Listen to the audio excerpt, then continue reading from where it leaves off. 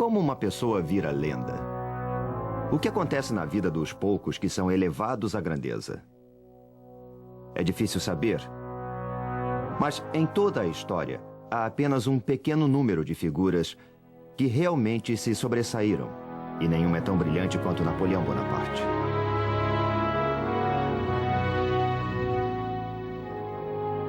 Este é o sepulcro do mais famoso líder do mundo. Um dos homens mais interessantes e complexos que já viveram. E uma das pessoas que mais admiro.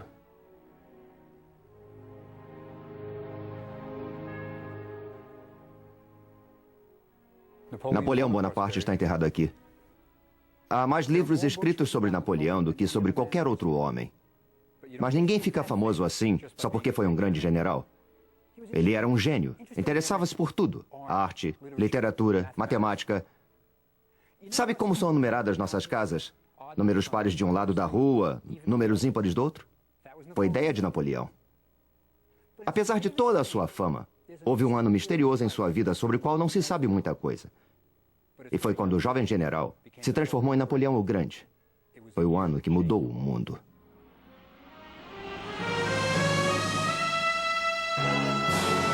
A obsessão de Napoleão. Egito. Nossa história começa há 200 anos, no Egito. Uma terra quase desconhecida pelos europeus da época. Era um país que havia perdido contato com seu passado glorioso. Seus enormes templos e monumentos estavam envoltos em mistério. Ninguém conseguia decifrar seus antigos documentos. Na época de Napoleão, o Egito era um país islâmico. A silhueta da capital, Cairo, era dominada pelas mesquitas e minaretes dos fiéis. Napoleão só tinha 29 anos e acabara de impressionar o mundo com suas vitórias militares na Itália. Ele pretendia consolidar sua glória e sua fama conquistando o Egito. Mas por que o Egito? Bom, a França estava em guerra com a Inglaterra, e ao conquistar o Egito, Napoleão poderia bloquear as rotas de comércio entre a Inglaterra e sua possessão mais valiosa, a Índia. Mas havia outro motivo. Bonaparte ansiava por um novo desafio. Ele escreveu: "A Europa é como um cupinzeiro, desmorona facilmente. Meu momento de glória já passou e essa pequenina Europa não me deu toda a glória que mereço. Precisamos caminhar para leste. Foi lá que as grandes figuras foram buscar a glória." E na sua busca por glória e fama, Napoleão seguiria os passos de seu ídolo, Alexandre o Grande. Ele singraria para o Egito, aquela terra exótica que estava, havia séculos, isolada do mundo ocidental. Após semanas no mar, os franceses desembarcaram perto de Alexandria, que era então um porto sonolento, e tomaram a cidade enfrentando a fraca resistência.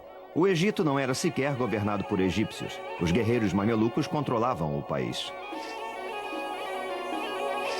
No século XIII, o sultão do Egito comprou 12.000 jovens escravos vindos das montanhas do Cáucaso, perto da Armênia, chamados de Mamluk ou mamelucos, e os treinou para formarem uma tropa de elite. Os mamelucos logo derrubaram o sultão, e desde então dominavam o Cairo. Em breve, Napoleão iria derrotá-los em combate, mas não seria tão fácil assim. Este é o deserto egípcio. É quente, muito quente. No verão, a temperatura chega a 55 graus centígrados. Hoje, recomenda-se aos turistas para que usem chapéu, roupas leves e bebam 1 litro de água por hora. Napoleão chegou em julho. Seus homens vestiam uniformes pesados de lã e não carregavam garrafas d'água. Por quê? Porque Napoleão era incrivelmente contraditório. Ele esmiuçava todos os detalhes de suas campanhas. Era um grande estrategista, mas quando queria alguma coisa, queria e pronto. E agora ele queria o Cairo, que ficava a 210 quilômetros de distância. E ele resolveu que seu exército iria marchar pelo deserto, sem mapas precisos, com suprimentos inadequados e quase sem água. Napoleão fazia economia com quase tudo, menos com a vida dos seus homens. Ao atravessarem o deserto, o calor era insuportável e as tropas começaram a despir seus uniformes. Enlouquecidos pelo calor e pela falta d'água, muitos soldados largaram para trás suas rações. Quando alguém está morrendo de sede, o que menos importa são biscoitos secos. Durante a marcha sobre o Cairo, a poeira arranhava suas gargantas e a areia queimava seus pés. Para piorar seu sofrimento, eles viam brilhando à distância lagos e poças que, de fato, não estavam lá. Os soldados chamavam essas ilusões de miragens, uma visão falsa. Atormentados pela possibilidade de beber água e descobrir que era uma ilusão, alguns homens perderam a razão e se suicidaram. Os poços que eram realmente encontrados eram esvaziados em questão de minutos. O sargento François registrou: mais de 30 soldados morreram em volta daqueles poços. Quando os soldados finalmente chegaram ao Nilo, debandaram e se atiraram na água. Alguns caíram na água com suas roupas e armas, boiando e nadando durante horas, bebendo quanto podiam. Em seguida, empanturraram-se de melões que encontraram em plantações próximas. Quando atingiram o Cairo, muitos sofriam de disenteria. O exército havia deixado a costa do Egito há 3 semanas e agora se preparava para a batalha. A linha de defesa dos mamelucos ficava a cerca de 1,5 km dos franceses. Atrás deles estavam as grandes pirâmides. À esquerda, as mesquitas brilhavam na silhueta da cidade do Cairo. Às 2 da tarde, no auge do calor do dia, o exército francês se preparou para enfrentar os mamelucos. E os mamelucos não eram cavaleiros comuns. Eram uma força de elite, orgulhosa e destemida. Eles acreditavam que, se morressem em combate, iriam diretamente para o paraíso. Suas tumbas eram grandes e elaboradas.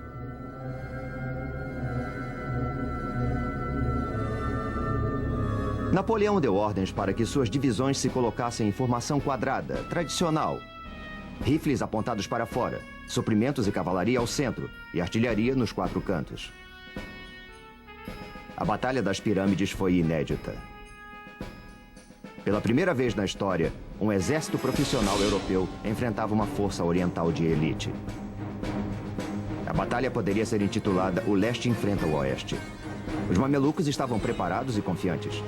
Trajando roupas exóticas e armados com punhais, rifles, machados de batalha e pistolas, os mamelucos pareciam uma força imbatível. Napoleão sempre soube como inspirar seus homens. Ele gritou apontando para as pirâmides: "Soldados, 40 séculos nos observam." A cavalaria mameluca lançou-se contra os quadrados franceses. As disciplinadas tropas francesas aguardaram até que os mamelucos chegassem bem perto delas e contra-atacaram com uma rajada devastadora. O ataque foi repetido. O resultado foi o mesmo.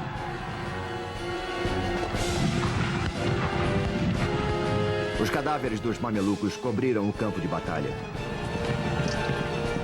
Os despojos pertencem ao vencedor e os soldados franceses estavam decididos a pilhar.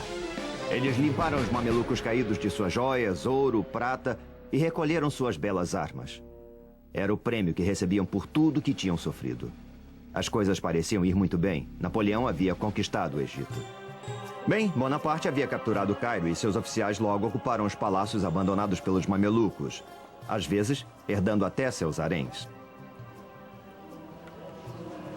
De certa forma, o Cairo de 200 anos atrás era composto por 2 cidades. Havia o Cairo das multidões, lotado de bazares atraentes que ofereciam produtos exóticos de todo tipo, de incenso à mirra.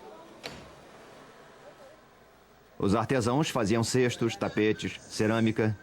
Os soldados franceses ficaram fascinados com os mercados cobertos e trocavam os botões de suas túnicas por mercadorias. Além dos badulaques ao mesmo tempo estranhos e maravilhosos do bazar, havia o mercado de escravos, onde, pelo valor de 1 mês de salário, você podia comprar uma jovem escrava.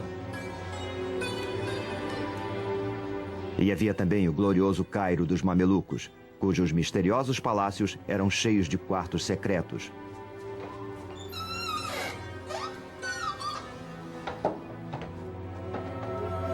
Onde as mulheres enclausuradas no harém observavam através de grades os homens falando e comendo. Os mamelucos viviam em um grande luxo.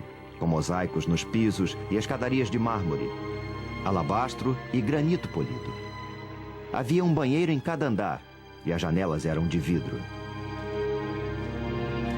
Napoleão ocupou a casa de um dos mamelucos que haviam fugido do Cairo. Mas havia mais do que palácios e luxo. Napoleão teve que enfrentar o fato de que os egípcios, pobres ou ricos, eram unidos por uma única coisa: uma devoção total por sua religião, o islamismo. E Bonaparte, que era pragmático, anunciou: "Eu não sou cristão, e meu exército e eu queremos nos converter ao islamismo." Foi uma atitude muito louca. É como se o presidente dos Estados Unidos chegasse ao Cairo e anunciasse que ele e toda a sua comitiva iriam abraçar o Islã. É incrível. Mas é claro, é preciso lembrar que Napoleão acabara de vivenciar a Revolução Francesa. Ele era um radical e dizia coisas que nenhum outro general no mundo ousaria dizer. Mas havia um certo problema com a conversão em massa. Os islamitas não bebem álcool e todos os homens são circuncidados. Duas propostas que não eram exatamente do agrado dos soldados franceses. Com o exército acampado no Cairo, Napoleão deve ter ficado feliz. Ele acabara de derrotar os mamelucos e era o dono do Egito. Mas foi então que ocorreu um desastre. Napoleão, de fato, havia derrotado os mamelucos e se apossara do Egito. Mas sua sorte não duraria muito. Nesta baía em Abukir, na costa mediterrânea do Egito, Napoleão se depararia com o desastre. Sabe, ele não estava sozinho. A frota britânica, comandada pelo maior almirante da Inglaterra, Horatio Nelson, andava procurando seu inimigo, os franceses. E ele conseguiu finalmente encurralar sua presa em Abukir. O almirante francês queria levar sua frota para um porto mais seguro. Mas Napoleão insistiu que ela permanecesse em águas egípcias. Foi uma decisão que iria lhe custar caro. Isso porque a Baía de Abukir é um pesadelo para qualquer almirante.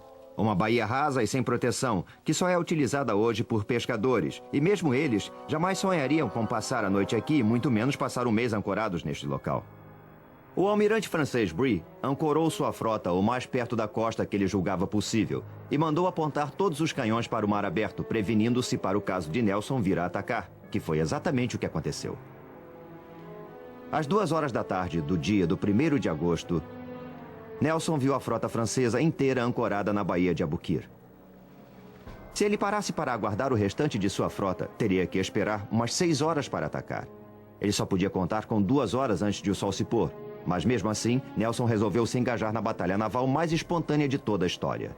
Os franceses esperavam que os ingleses fossem respeitar as normas tradicionais de combate e aguardar o nascer do sol para alinhar seus navios, em oposição aos navios franceses, e abrir fogo contínuo, até que um dos lados se rendesse. Mas Nelson resolveu romper com todas as normas e partiu direto para o ataque. Quando a frota britânica chegou mais perto da linha dos franceses, ficou claro que eles poderiam se meter entre a costa e os navios franceses que estavam ancorados. Os franceses não podiam imaginar que seriam atacados da praia, por isso não tinham nenhum canhão apontado naquela direção. E assim viraram alvos estáticos sem defesa. A batalha atravessou a noite e o rugir dos canhões e os gritos dos feridos e moribundos encheram o ar.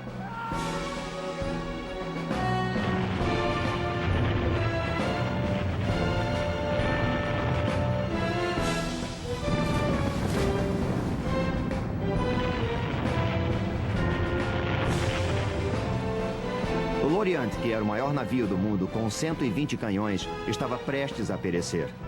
Estava em fogo e havia sido pintado recentemente, o que fazia com que fosse ainda mais inflamável. Quando o fogo atingiu seus paióis de pólvora, ele explodiu e o estrondo pôde ser ouvido a 80 quilômetros dali. Era o som mais forte que eles já haviam escutado. E os marinheiros de ambos os lados sustaram o combate por 10 minutos. Quando a batalha terminou, Nelson declarou: "Vitória não é uma palavra forte o suficiente para descrever esta cena. Foi a batalha mais decisiva da história naval. Foi a Pearl Harbor de Napoleão." Nelson era estritamente um marinheiro e não tinha intenção de lutar em terra. Ele destruíra os navios de guerra de Napoleão e a partir de então seria difícil para os franceses receber suprimentos ou reforços de tropa da França. Ele comentou secamente: "O exército deles está numa enrascada e não vai conseguir sair dela." e ele zarpou dali, deixando os franceses encalhados no Egito.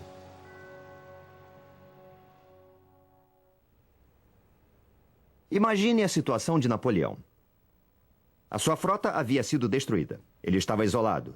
Não podia mandar vir nem suprimentos nem tropas da França. Era um desastre em termos militares. Mas como ele reagiria a tudo isso?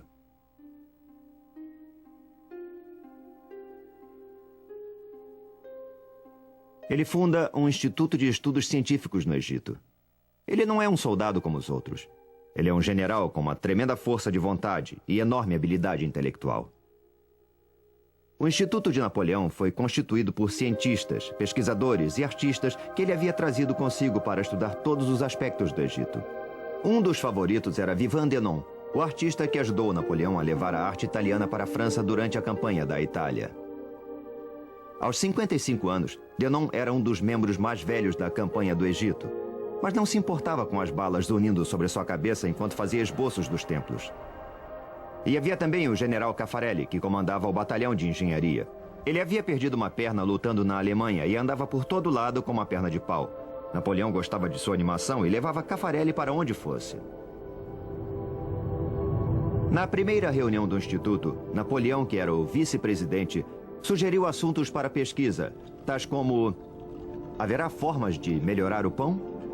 Era o francês falando. Haverá matéria-prima para a pólvora no Egito? Era o soldado falando. Como podemos melhorar o sistema legal do Egito? Era o filósofo falando. Mas os cientistas podiam escolher o que investigar, e mesmo os mais tímidos preferiam explorar as pirâmides a estudar fornos de pão. Fundado o Instituto, Napoleão estava agora pronto para visitar as pirâmides. E certamente mostraram a ele uma múmia, como fazem com todos os turistas. Quando Bonaparte visitou as pirâmides, ele deve ter se impressionado. A Grande Pirâmide era 2 vezes mais alta que o mais alto prédio da França. Até a construção da Torre Eiffel, ela era a construção mais alta do mundo. Napoleão mandou que alguns de seus soldados escalassem a Grande Pirâmide, mas ele ficou na base.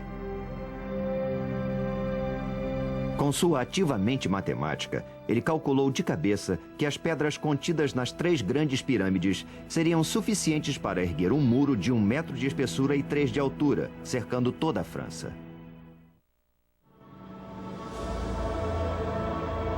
Enquanto Napoleão sonhava em construir um Império Oriental, seus problemas se avolumavam em Paris. Estava para estourar um escândalo que o atormentaria pelo resto de sua vida.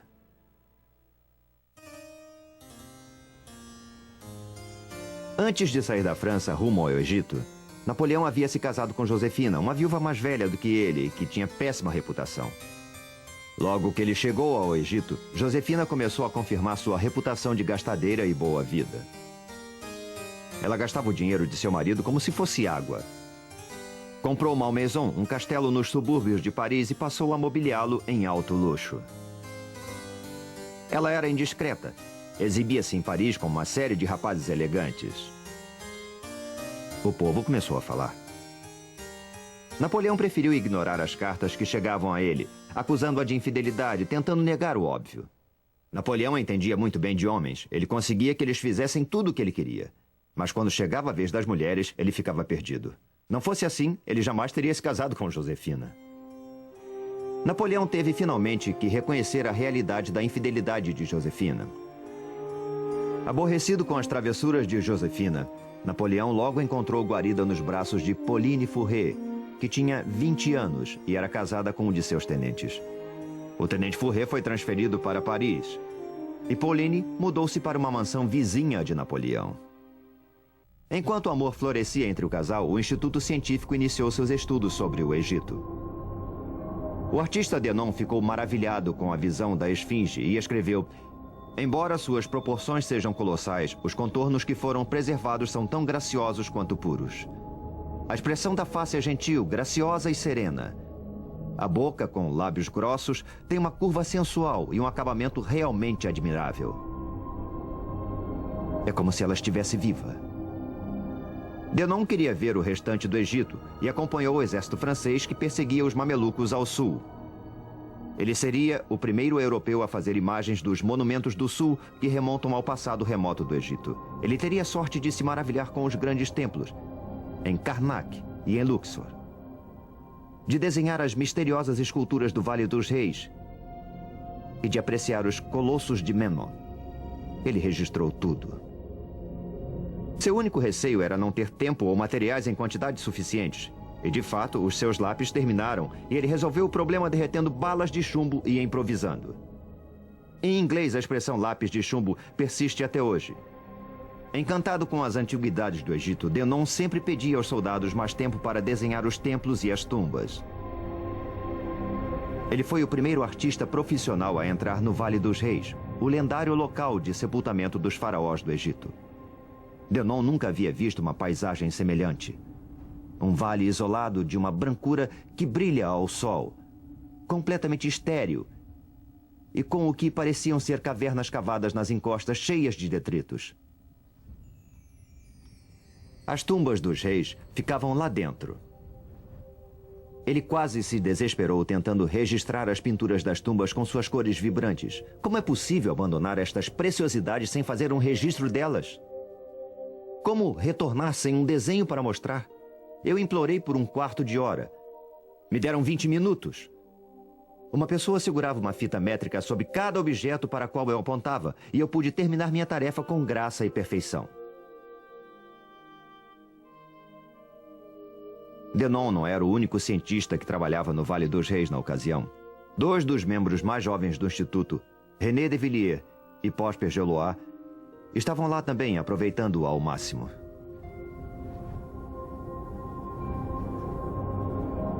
Quando os faraós começaram a ser enterrados aqui, as pirâmides já tinham 1000 anos de idade. Eram monumentos muito antigos. Por isso, os reis do Egito escolheram um local sob uma pirâmide natural, para que ela velasse por suas tumbas.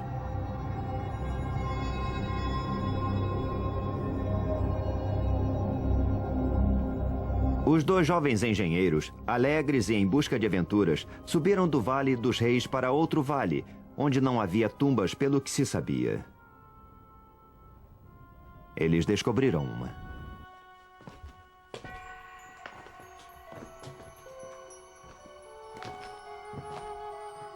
Depois de se espremer por passagens descendentes, eles chegaram a um canal profundo, projetado para proteger a tumba da água, caso chovesse, o que era raro. E lá eles se depararam com o dono da tumba. Mas eles não sabiam quem era ele.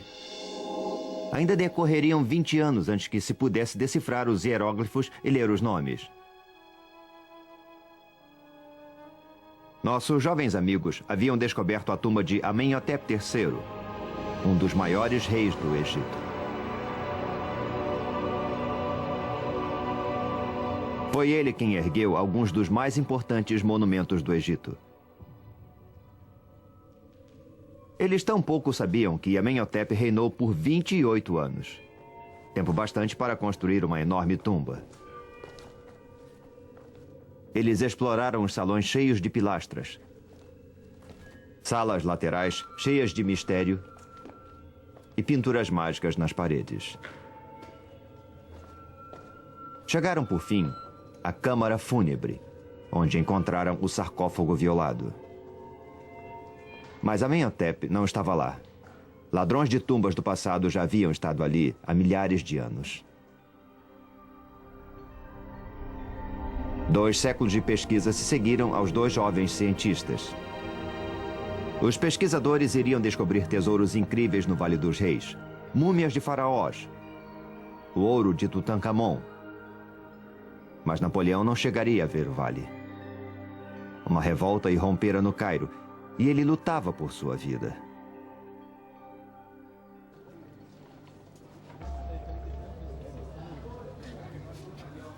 Assim como hoje, os egípcios se reuniam nas casas de café do Cairo para fumar e beber o forte café turco.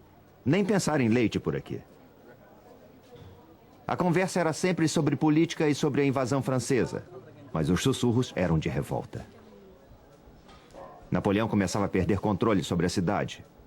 Durante o tempo todo, Bonaparte tentou convencer os egípcios de que ele era um islamita, como eles, amigo deles e seu libertador. Eles nunca acreditaram nele. Além disso, os impostos que ele impusera para financiar seu exército os asfixiavam. E ainda havia outros problemas. Um escritor árabe da época anotou: a presença dos franceses no Cairo era intolerável. Especialmente quando os egípcios viam suas próprias mulheres e filhas caminhando pelas ruas sem véus, parecendo serem de propriedade dos franceses, com quem eram vistas em público e com quem dormiam. Perante esses fatos, os islamitas morriam de vergonha. A revolta começou a ferver. Os líderes religiosos do Cairo pregavam de seus púlpitos contra os infiéis franceses, e no dia 21 de outubro, espolcou a revolta. Um dos líderes religiosos gritou: que todos os que acreditam no único Deus se encaminhem para a mesquita de Al-Azhar. Hoje é o dia de lutar contra o infiel. Às 6 da manhã, os fiéis do Islã já estavam correndo pelas ruas apinhadas do Cairo, carregando paus e mosquetões. Não demorou muito e pequenos grupos de soldados franceses foram atacados e o general Dupey, que comandava a região do Cairo, foi morto. Napoleão, enfurecido, ordenou de seu quartel-general que todos os canhões da cidadela fossem apontados para a mesquita de Al-Azhar e que abrissem fogo sobre ela e tudo o que houvesse ao seu redor. O canhonaço durou 12 horas.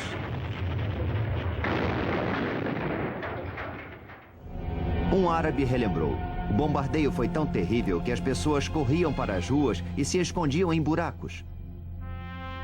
Finalmente, os egípcios escondidos na mesquita se entregaram. As cicatrizes do bombardeio podem ser vistas até hoje. Mas foi nesse episódio que Napoleão realmente se excedeu. Seus soldados entraram a cavalo na mesquita. Isso é insuportável. Você não entra numa mesquita nem de sapatos. Nenhum islamita permitiria isso. Assim como a revolta do Cairo terminou, acabaram-se também todas as chances de Napoleão vir a ter qualquer apoio islamita. Quando os cheques procuraram Napoleão no dia seguinte, ele se dispôs a perdoá-los. Ele até encomendou um quadro onde aparecia perdoando os líderes da revolta. Eu sei que muitos de vocês foram fracos, mas prefiro acreditar que nenhum de vocês seja culpado.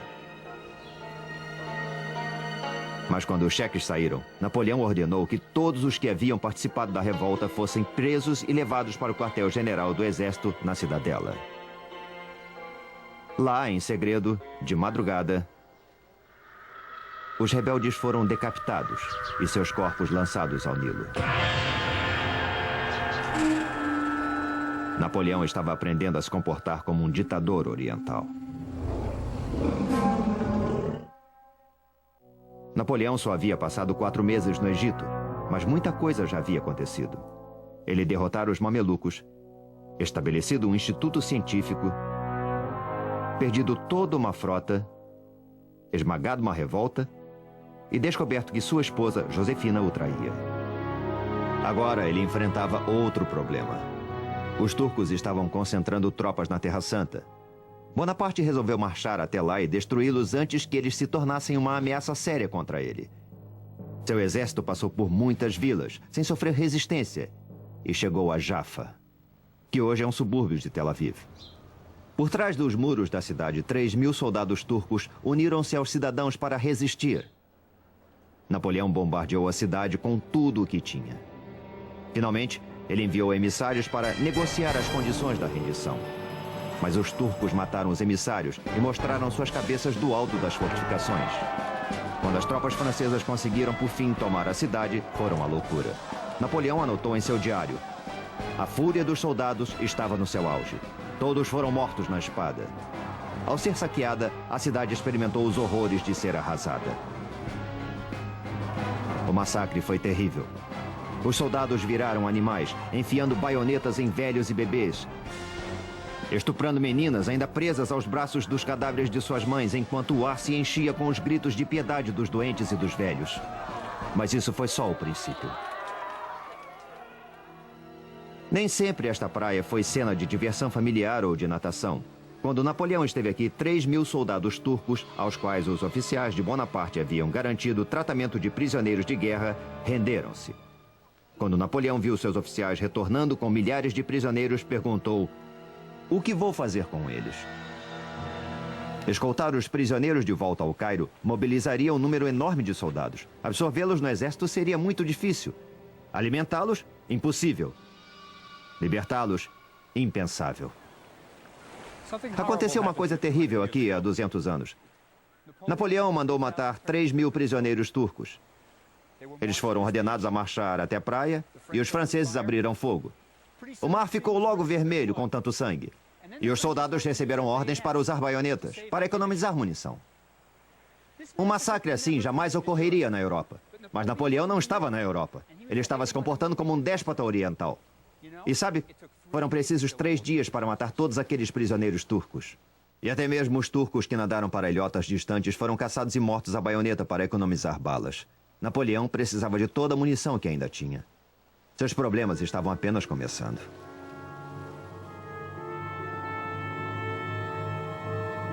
Quando Napoleão penetrou na Terra Santa, a peste estava a toda força e ele perdia dezenas de soldados a cada dia. Para minorar o sofrimento de suas tropas, Napoleão abriu um hospital em Jaffa, que ficou logo atulhado de vítimas. Todos estavam aterrorizados com a peste. A doença vinha havia séculos dizimando países inteiros. Ela parecia não ter origem e ninguém sabia o que a causava. O que as pessoas sabiam era que ela levava a uma morte horrível, começando com uma febre e feridas enormes que cobriam todo o corpo. A febre aumentava, a língua inchava e a pessoa tinha uma sede insuportável. A peste matava dezenas de homens todo o dia. Pior do que a perda dos soldados, a peste estava desmoralizando o exército de Napoleão. E os soldados tinham medo de tratar seus colegas doentes. Napoleão tinha que dar um basta ao pânico. E então ele declarou que a causa da peste era o medo e que a coragem era a cura. Como o diagnóstico médico não era essas coisas, mas queria provar sua tese. Ele foi então até o hospital da peste. Conversou com os doentes e então, mestre dos grandes gestos que era, chocou a todos. Aos seus pés estava um cadáver asqueroso. O uniforme do soldado estava manchado pelas pústulas que haviam estourado. E o que ele fez? Ele se ajoelhou, pegou o morto em seus braços, carregou-o até um lugar mais digno para o seu repouso e o colocou lá. E se diga o que for sobre Napoleão, ele não tinha medo. Por isso, seus exércitos faziam o que ele quisesse. Mais tarde, Bonaparte faria com que esse evento fosse imortalizado numa pintura, onde o soldado morto é mostrado vivo e o hospital aparece bem mais majestoso do que realmente era. E a lenda crescia. Por mais horrível que fosse, a peste não era o maior inimigo de Napoleão. Esse ainda estava por aparecer. Quando o exército de Napoleão chegou à cidade de Acre, teve que enfrentar um dos tiranos mais cruéis da Terra Santa, o Pachá de Dzejar, que era conhecido como o açougueiro, porque a maioria de seus serviçais era mutilada, faltava-lhes uma orelha, um olho, punição por erros. O forte do Pachá, que defendia a cidade de Acre, tinha uma posição privilegiada, com apenas um dos seus lados pesadamente fortificado, virado para a terra. Isso foi um aspecto crucial na batalha que se seguiria. Porque, veja, há apenas 2 táticas básicas quando o inimigo está protegido por um forte. A, acampar em torno do forte e esperar que o inimigo morra de fome. E B, assaltar o forte. Mas Napoleão não poderia matar o Pachá de fome, porque a frota inglesa, também sua inimiga, navegava até o forte e supria Dzejar com todas as provisões que necessitasse. Só restava o plano B, assaltar o forte. Mas isso também tinha lá seus problemas. O forte era muito bem protegido e armado com alguns dos maiores e melhores canhões de todo o Oriente Médio. Napoleão havia perdido toda a sua artilharia pesada quando a sua frota foi afundada pelos ingleses. E atacar um forte tão bem armado, sem armas pesadas, seria um suicídio militar. Qualquer outro general teria desistido. E o que fez Napoleão? Ele atacou o forte. Como eu já disse, ele só tinha 29 anos e nunca havia perdido uma grande batalha. Mas o assalto seria extremamente difícil. Os ingleses haviam assestado canhões numa pequena ilha perto da costa para proteger a área mais vulnerável do forte, o portão principal da cidade. O auxiliar capenga de Napoleão, Caffarelli, percebeu logo que eles deveriam atacar o lado do forte oposto aos canhões ingleses. E ele decidiu atacar uma torre de canto. Se ela fosse rompida, os franceses poderiam entrar de assalto no forte. Mas para chegar a ela, eles teriam que cruzar um fosso. Caffarelli supervisionava a operação, claudicando. Os franceses estavam acampados a uns 500 metros do fosso e um engenheiro foi enviado para reconhecer o terreno, mas foi morto por um franco-atirador, e Napoleão não conseguiu saber detalhes da profundidade nem da topografia do fosso. De onde estavam só podiam ver um declive suave, descendo para o fosso. Quando o exército atacou, ficou claro que o declive terminava de forma abrupta. E à frente havia uma queda livre de cerca de 6 metros. Os franceses tentaram desesperadamente construir escadas para descer ao fundo do fosso e subir do outro lado. Mas isso era impossível, porque os homens de Dzéjar atiravam neles e o fosso virou uma armadilha mortal.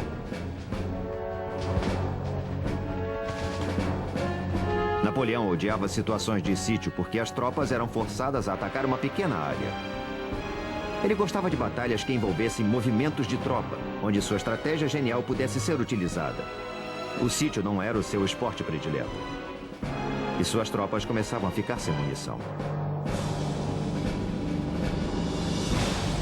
Ele mandou imprimir uma ordem do dia especial, encorajando seus homens a penetrar no campo de batalha e recuperar balas de canhão. Cada homem era pago de acordo com o tamanho da bala de canhão que ele conseguisse recuperar. Alguns soldados com espírito empreendedor construíram uma fortificação falsa na praia, na esperança de que o Pachá ou os ingleses atirassem nela com seus grandes canhões, porque era mais fácil cavar as balas enterradas na areia e eles recebiam o dobro pelas balas grandes.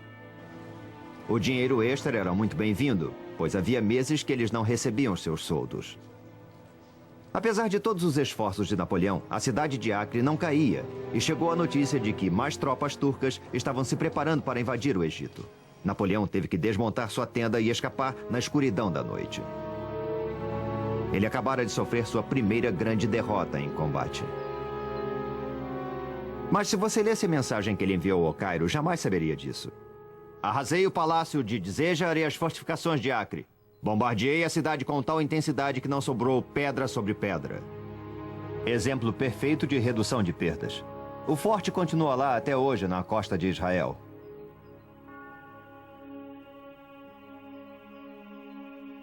Mas ele não podia esconder as baixas. O auxiliar predileto de Napoleão, o Caffarelli, de uma perna só, teve o braço esmagado por uma bala de canhão e morreu 18 dias depois. Ele está enterrado aqui. Enquanto a tropa marchava de volta ao Cairo, Napoleão matutava sobre decisões muito difíceis. Ele teve que abandonar muitos de seus homens cujos ferimentos impediam sua remoção. Os feridos que suportavam a viagem eram transportados em cavalos e camelos. Mas os canhões de campanha também tinham que ser puxados pelos animais e Napoleão não os tinha em número suficiente. Quando chegaram à cidade de Tantura, 22 canhões foram jogados ao mar, liberando mais cavalos e camelos para carregar os feridos. Um cirurgião chamado Larrey inventou uma ambulância sobre um cavalo. Napoleão caminhava. Quando a tropa atravessou Jaffa, onde os soldados turcos haviam sido massacrados, Napoleão teve que tomar mais uma decisão difícil. Os soldados do Hospital da Peste estavam doentes demais para serem removidos e os turcos estavam se aproximando. O pitoresco mosteiro armênio que abrigou tanto sofrimento está hoje em péssimo estado. De pé aqui, eu posso imaginar os gritos delirantes dos homens que aguardavam a morte. E foi nestes quartos que se desenrolou uma trama moral há 200 anos.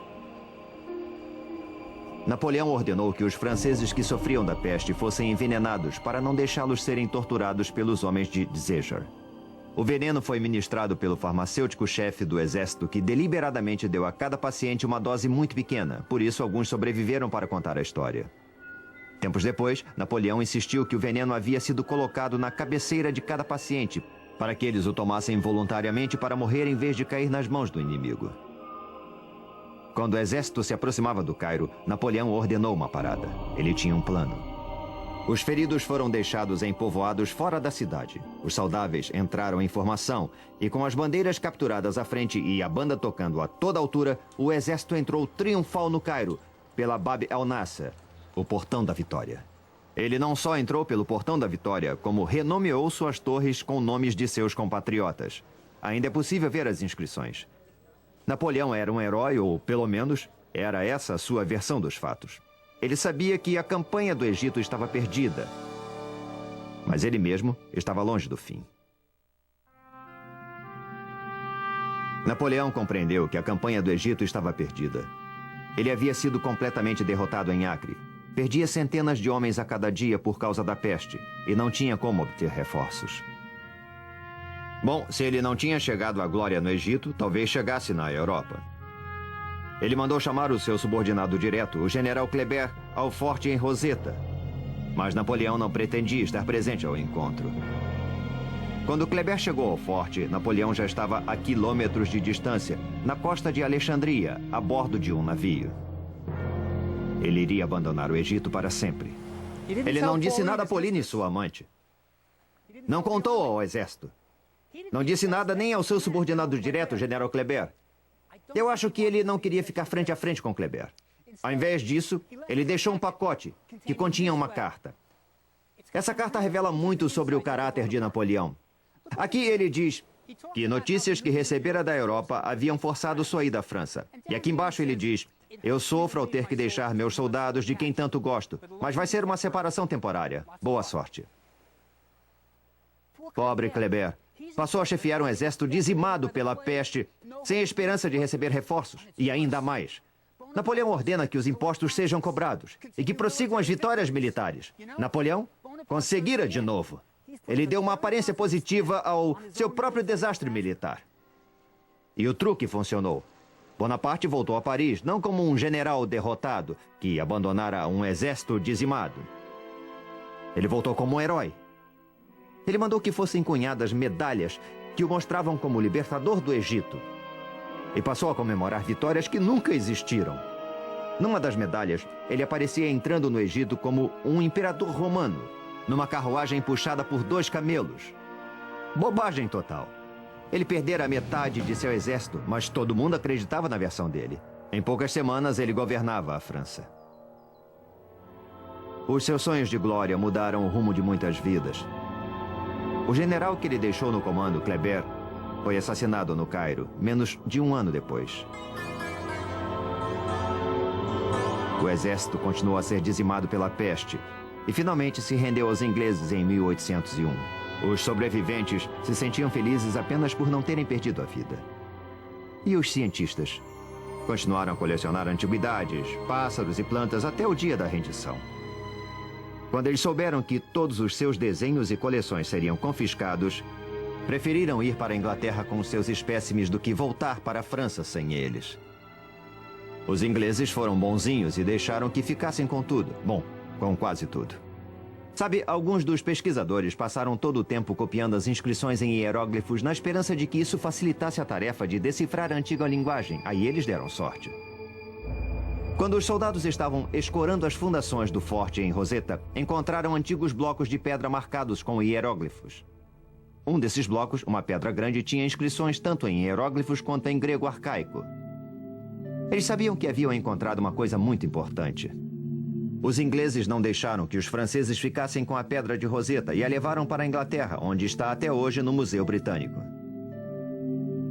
20 anos depois, um estudioso francês chamado Champollion, examinando a pedra de Roseta, conseguiu decifrar o código e ler os hieróglifos pela primeira vez em 2000 anos.